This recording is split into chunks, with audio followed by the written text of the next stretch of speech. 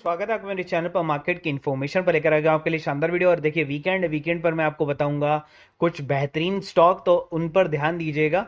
और बताऊंगा अमीर बनने का भी तरीका, वो भी आपके सामने है, विथ प्रूफ बताऊंगा, जहां पर आपको लगाने होंगे केवल 10 लाख रुपए, मिलेंगे आपको 1 करोड़ से ज्यादा रुपए। तो वीडियो में पूरा बने रहिएगा। अब यहाँ पर देखिए क्या उम्मीदें जताई जा रही है। भारतीय बाजार आगे रहेगा रेंज बाउंड, लेकिन सेक्टरों में बनेगा पैसा। जैसे कि मैंने आपको कहा था कि मार्केट अगर अटका भी रहेगा ना, लेकिन शेयर सर्च करना स्टार्ट कर देंगे अपने अपने लेवल पर। आपको ये नहीं पता चलेगा कि ये शेयर क्यों भाग रहा है, बेसिकली क्यों गिरा था, क्योंकि जब उसका रीजन नहीं था क्यों इतना करेक्शन आया शेयर्स के अंदर में 60 to 70% mid cap and small cap stock के अंदर में, हमें कोई अंदाजा नहीं था। लेकिन उसी हिसाब से इसके अंदर में वापस से बाइंग आना स्टार्ट होगी। तो वो सेलिंग थी और नेचुरली सी बात है कि अब बाइंग आना वापस से स्टार्ट होगी। जिन लोगों ने प्रॉफिट बुकिंग की थी वो इसको 52 वीक लो लेवल से बाय करना स्टार्ट करेंगे, तो वैसे के वैसे शेयर वापस से ऊपर जाना स्टार्ट कर देगा।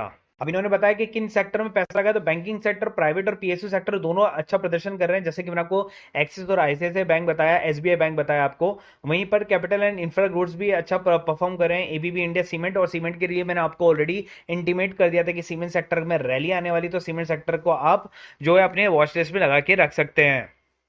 तो यहाँ पर बात कर लेते हैं अडानी को, जो है पहले गुजरात फिर यूपी और अब राजस्थान से राहत मिली है। और किस बारे में राहत मिली है भैया, हवाई अड्डे भी उनके पास में है। तो हवाई अड्डे के ऊपर में जो है पहले एक समझौता चल रहा था, जो कि स्वतंत्र रूप से जो है उनको ट्रांसफर कर दिया गया फिलहाल के लिए। तो ये जो सौदा था वो 16 जनवरी 2021 का है।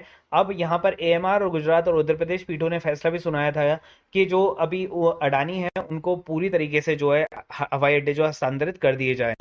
और जो बेसिकली आपको यहाँ पर एक बड़ा यूटर्न देखने को मिल रहा है, मुकेश अंबानी की जो एक बहुत बड़ी न्यूज़ थी, जो कि मई के अंदर में होने वाला था, इस कंपनी की विलय योजना को जो है बेसिकली क्या किया, रिलायंस ने जो है अभी टाल दिया। अब यहाँ पर देखिए क्या है, वो न्यू एंड रिन्यूएबल एनर्जी कारोबार और इन्वेस्टमेंट स्ट्रक्चर की समीक्षा के आधार पर लिया गया है। 2022 में रिलायंस का था कि रिलायंस न्यू एनर्जी के विलय की जानकारी थी कि रिलायंस न्यू एनर्जी जो है वो इसके अंदर में विलय होगा। अभी फिलहाल उसको जो है इन्होंने टाल दिया है और डी मर्जर आपको देखने को मिल सकता है, जो कि होगा रिलायंस का ही रिलायंस से। तो रिलायंस की जो financial services, Reliance financial services, वो बेसिकली अलग हो जाएगी रिलायंस से। तो विलय तो बात की बात है, यहाँ पर आपको डी मर्जर जरूर देखने को मिल सकता है रिलायंस में। अभी रिन्यूएबल एनर्जी क्या है मैं आपको बताऊं, 2021 के अंदर में जब ये न्यूज आई थी कि 75,000 करोड़ वो लगाने वाले हैं। 60,000 करोड़ जो solar photovoltaic cell, green hydrogen, electronic battery और फ्यूल सेल बनाने वाली जामनगर में 4 गीगा फैक्ट्रियों की स्थापना पर खर्च किए जाएंगे। तो ये वही न्यूज है, आपको बताता हूँ। अभी आपको जो है शेयर यहाँ पर देखने को मिला है, लेकिन टारगेट जो है वो उसके ऑलरेडी 3200 से 3300 रुपए के आसपास में आ गए हैं। तो बात कर लेते हैं यहाँ पर यस बैंक के क्वार्टर रिजल्ट की, जो कि ईयर टू ईयर आपको 45% का ड्रॉप देखने को मिला है। लेकिन मैं आपको बताता हूँ ये ड्रॉप वो नहीं है, ये ड्रॉप वो है जो उनके पास में बेड डेड लोन आए थे ना, तब उनका जो है बेसिकली कारोबार जो है 400 से 500 करोड़ का आ गया था। लेकिन वो बेड डेड लोन हर साल थोड़ी ना आएंगे, वो तो एक बार में रिकवर होंगे जो कोविड से रिलेटेड थे। लेकिन यहाँ पर 200 करोड़ का जो उन्होंने प्रॉफिट कमाया है, मैं ये मानता हूँ कि यहाँ पर अगर शेयर गिरता भी है ना तो आपके लिए बाइंग का मौका है। लेकिन मुझे नहीं लगता कि शेयर गिरना चाहिए, क्योंकि ये जो एस्टिमेट है, चलिए जो एस्टिमेट था उससे थोड़ा सा नीचे आया। लेकिन मैं ये बोल रहा हूं अगर आप तुलना करेंगे पिछले साल से इसकी क्वार्टर की, तो ये बिल्कुल गलत होगा, क्योंकि वहां पर जो प्रॉफिट था वो बेड डेड लोन्स का भी आया था, इनपुट्स भी आए थे काफी, जो उन्होंने एआरसी का सेल किया था उसका भी इनपुट आया था। तो आपको उसको अगर कंपेयर करेंगे तो बिल्कुल गलत है। अब देखिए करोड़पति कैसे बना जाए, कई लोग जिंदगी में मेहनत करते हैं लेकिन करोड़पति बनने का सपना जो अधूरा रहता है। अब देखिए यहाँ पर एक सिगरेट पीने वाला एक एग्जांपल दिया गया, आप चाहें तो सिगरेट पीने का छोड़ दीजिए, आप केवल 10 रुपए का एग्जांपल लीजिए। 10 रुपए अगर आप जो है डेली खर्च करते हैं, तो वो 10 रुपए आपको महीने भर में अगर आप बचाते हैं, तो लगभग आपके जो है बेसिकली सॉरी 100 रुपए अगर आप खर्च करते हैं अगर अपनी किसी भी चीज पर, तो वो 100 रुपए अगर आप बचा के 3,000 रुपए जो आप महीना बचा सकते हैं। अब वही 3,000 रुपए को अगर आप आगे लेकर जाएंगे, तो वो 3,000 रुपए जो है एनुअली इन्वेस्टमेंट बन जाता है आपका 36,000 रुपए।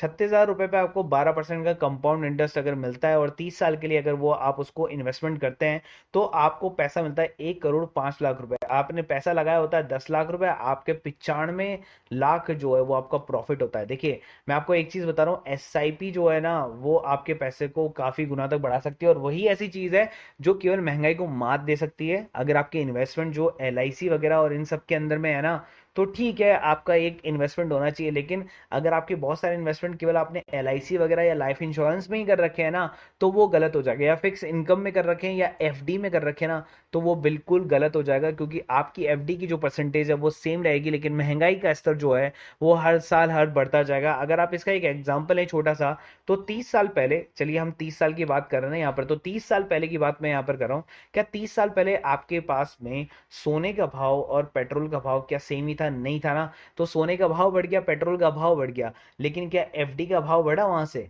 भाई अगर एफडी अगर 3% या 4% की दिया करते थे उस टाइम पे, तो ज्यादा से ज्यादा क्या हो गया, 7% हो गया, तो यहां से एफडी का भाव तो नहीं बढ़ा ना। तो वही चीज मैं कह रहा हूँ, लेकिन अगर आपने सोने का भाव देखे, पेट्रोल का भाव देखे, तो लगभग 50% से ऊपर जा चुका है।